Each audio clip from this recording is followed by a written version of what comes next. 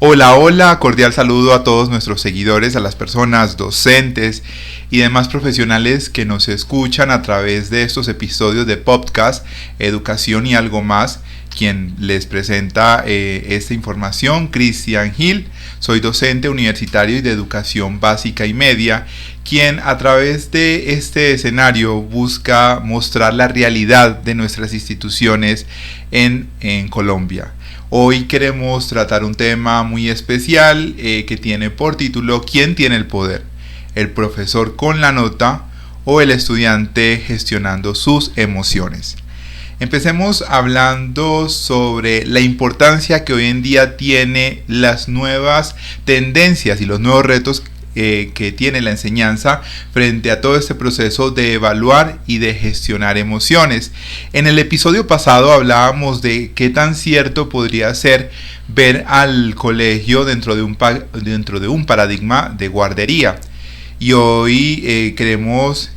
buscar entender frente a ese campo de batalla realmente cuál está siendo nuestra misión como docentes y cuál es ese nuevo rol más allá de la formación y de la enseñanza, y es a través de la gestión de las emociones. Ahora bien, ¿pero quién tiene la responsabilidad de llevar a cabo este proceso? Empecemos hablando de qué está pasando actualmente con todos estos indicadores de cobertura y de calidad educativa. Nuestros estudiantes se dirigen a cada una de las instituciones a buscar un nivel de formación que en la medida que van escalando grado a grado se va volviendo más compleja y que les va a permitir, de acuerdo a unos estándares básicos establecidos por las autoridades educativas en el país, lograr esas competencias que le permiten afrontar sobre todo ese ambiente laboral que se asume luego de que ellos inician inclusive su vida universitaria. Pero sobre ello vemos un gran desinterés de parte de nuestros estudiantes porque por un lado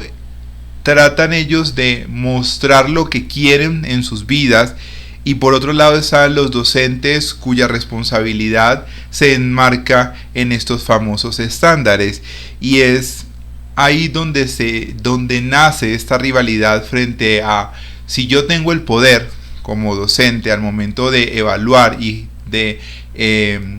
otorgar una nota, una calificación, un score a un estudiante frente a las capacidades que éste tiene. Muchas veces vemos que hay estudiantes que les va muy mal en matemáticas o que tienen rendimientos bajos, por decirlo así, en estas áreas, y en otras áreas como lenguaje o artística hay unos niveles superiores. Frente a esto, ¿cómo podemos nosotros desde la transversalización lograr que sea el estudiante el encargado de gestionar más su proceso y que esa responsabilidad se desarrolle de manera conjunta, pero que en última sea el estudiante quien se apropie y le dé cierto significado a lo que está haciendo? Ahora bien, nosotros muchas veces nos dejamos guiar por el tema de la convivencia. Entonces, si un estudiante presenta ciertos niveles de indisciplina, pensamos que es un estudiante que no tiene las capacidades para afrontar estas competencias y continuar su proceso, y automáticamente se estigma frente a lo que sería un futuro reprobado, por ejemplo. En ese orden de ideas, muchas veces uno tiene que ser muy consciente de la manera como señalamos a nuestros estudiantes, porque detrás de ellos hay una historia que muchas veces no conocemos, que ellos inclusive a veces les da temor mostrarla a los encargados, a los profesionales de psicoorientación, inclusive a los docentes, por miedo a represalias de parte de sus padres o acudientes. Entonces también aquí viene un mensaje tan interesante, y es como por ejemplo uno de mis estudiantes que tuve durante este año siempre mostró cierto nivel de rebeldía. Muchas veces era difícil tratar con él, sobre todo cuando se trataba de una participación en clase o de que se pudiera realizar de forma continua la misma, y encontraba uno esa irreverencia o esas ganas de hacer lo que se me da lo que yo quiero, porque es que usted no tiene poder sobre mí. Entonces ese tipo de visualizaciones uno automáticamente las configuraba en, bueno, si definitivamente esa persona no quiere hacer nada, pues obviamente tiende a perder el año. Pero detrás de eso me daba cuenta ya a lo último, ya pues que estamos cerrando periodo, como este mismo personaje pues en definitiva trae una historia muy triste, y es el hecho de que hace algún tiempo uno de sus padres de familia falleció. Y mira cómo también eso marca la historia de un niño, de un adolescente, que es importante tener en cuenta. Y ahí es donde viene otro de los retos, y es cómo nosotros equilibramos la manera como evaluamos a cada uno de nuestros estudiantes. Hoy en día, con el tema de la inclusión, se hace muy complejo tener diferentes tipos de evaluaciones para los diferentes estilos de aprendizaje que tienen nuestros estudiantes. Sobre eso, por ejemplo, tengo el caso de un estudiante que tiene autismo, y a él hay que hacerle ciertas actividades que permitan aflorar, a pesar de que es una persona muy inteligente y muy capacitada. Muchas veces las actividades no pueden ir acorde a lo que se hace con los estudiantes, pues que de alguna u otra forma tienen todas sus capacidades, bueno, en términos generales. Y sobre esto a veces uno se da cuenta, los mismos estudiantes muestran ese rechazo a por qué él hace una cosa y nosotros hacemos otra. Entonces, wow, es algo muy interesante que se debe seguir estudiando, que se debe seguir forjando, y bueno, esto es uno de los tantos retos que tenemos. Entonces vamos como estableciendo aquellas dinámicas frente a, en este caso, ya como primera inferencia podemos decir que nosotros como docentes no solamente estamos llamados a formar y a enseñar. En definitiva, sí, el colegio puede llegar a convertirse en un momento dado en una guardería, pero más que verlo en una guardería es como adaptar una segunda casa para ellos. Creo que el mensaje aquí es claro, y está relacionado con hacer que ellos se sientan cómodos, se sientan seguros, se sientan tranquilos, y dejar a un lado esa enseñanza a través del temor, a través de la frustración, a través del miedo, para que asimismo no haya ese nivel de rebeldía, porque en últimas eso es lo que hacemos, ¿no? Cuando generalmente los seres humanos, en principio por naturaleza, somos personas tercas, que siempre buscamos tener dominio o control de nuestras situaciones o de lo que hay a nuestro alrededor. Entonces, en definitiva, es muy difícil que esto se pueda realizar, y por ende es importante empezar a pensar en cómo nosotros, como docentes, estamos llamados a asumir un papel de psicólogos. Ojo, no estoy diciendo que debemos adaptarnos también al papel o a las funciones de los profesionales en psicoorientación escolar en las instituciones, sino que a pesar de que ellos hacen muy bien su trabajo a través de charlas, a través de ejercicios con los estudiantes en diferentes momentos durante el periodo escolar, sí hay algo interesante en este proceso, y es que la mayor parte del tiempo el muchacho está en el aula de clase, y dentro del aula de clase el contacto directo es el docente, y muchas veces usted va a encontrar que llegan estudiantes con los ojos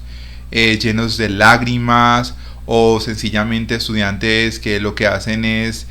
colocarse un saco encima de su cabeza y sencillamente acostarse y a dormir o a descansar un poco, o sencillamente a veces le dicen a uno: profe, realmente hoy no quiero hacer nada. Frente a esto, nosotros como docentes, si estamos preparados o no para afrontar estos momentos en los que los muchachos también hay que respetarles esa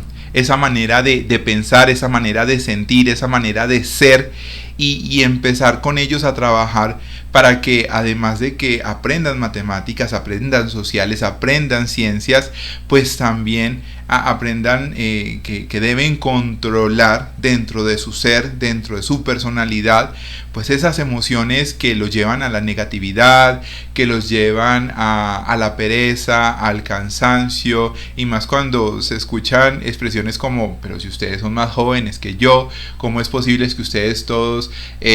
unas personas llenas de vida, con la juventud por encima, que les faltan miles de experiencias por vivir, ya no quieren hacer nada, ya se deprimen?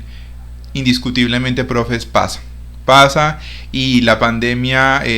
producto de todo su ejercicio durante 1 o 2 años, nos llevó a que estos muchachos sufrieran de este tipo de patologías psicológicas. Hay algo también interesante que me pasaba a mí, lo digo de manera muy directa, y esto sí, espero que en algún momento lo perdonen mis estudiantes, y es el hecho de que muchas veces uno es una persona resentida frente a todo lo que pasa a nuestro alrededor y lo tomamos desde las emociones. Entonces ahí viene otro de los tantos retos que tenemos como docentes, y es cómo no nos identificamos con lo que le está pasando al estudiante, porque muchas veces yo llego a mi salón de clase y veo el 30-40% de las caras con desánimo, con ganas de no hacer nada, con indiferencia, porque a toda hora quieren estar metidos en sus dispositivos electrónicos, y uno dice, bueno, yo sobre esto, ¿cómo debo actuar? Asumo el poder de una autoridad y sencillamente lo que hago es empezar a delimitar y restringir esa actividad o esa voluntad propia de cada uno de estos muchachos, o sencillamente miro cómo soy capaz de adaptar esas pocas ganas de estudiar, ese contacto directo con las tecnologías de la información y la comunicación, y empiezo a identificar actividades que me permitan, primero, cumplir con mis propósitos de formación, y segundo, que ellos también cumplan con sus propósitos de aprendizaje. Ahora bien, ¿cómo generar esa curiosidad en el aula de clase? Creo que esto es un elemento súper importante en nuestro rol como profesores, como maestros, y eso también hace parte de nuestro tercer episodio, que estará relacionado con la investigación. La investigación es clave dentro de todo este proceso de enseñanza que se vive en las instituciones. Ya a un lado creo que es merecido que la educación tradicional, la que está relacionada con la memoria, la que está relacionada con todos esos procesos que llevan al estudiante a que deben repetir como loros, quede rezagada, y se empiecen a identificar algunas tendencias o algunas maneras que pueden llevar a los estudiantes a aprovechar, y a que el aprendizaje lo adquieran de una forma más eficaz. Frente a esto, la investigación es la clave, es un proceso que se debe empezar a gestionar. Los muchachos tienen la información en sus manos, ellos a través de todas estas redes sociales pueden empezar a ver cada una de estos contenidos como elementos de los cuales pueden desarrollar diferentes tipos de ideas, como emprendimientos, como proceso de construcción de prototipos, y es otro de los llamados a generar dentro de ese proceso. Entonces, mis profes, creería yo que para ir terminando es importante que se vale equivocar, se vale equivocarse en cada uno de estos procesos que se llevan a cabo dentro de las instituciones, dentro de las aulas de clase. Las emociones se deben autogestionar desde nuestra perspectiva como docentes, y también ayudar a que se gestionen a partir de ese comportamiento de los estudiantes, sin caer en el resentimiento, sin tomarnos las cosas de forma personal, porque esa es otra de las situaciones que a veces nos ocurren, que pensamos que el mal comportamiento o el inadecuado comportamiento de un estudiante tiene que ver con nuestra manera de pensar o nuestra manera de actuar.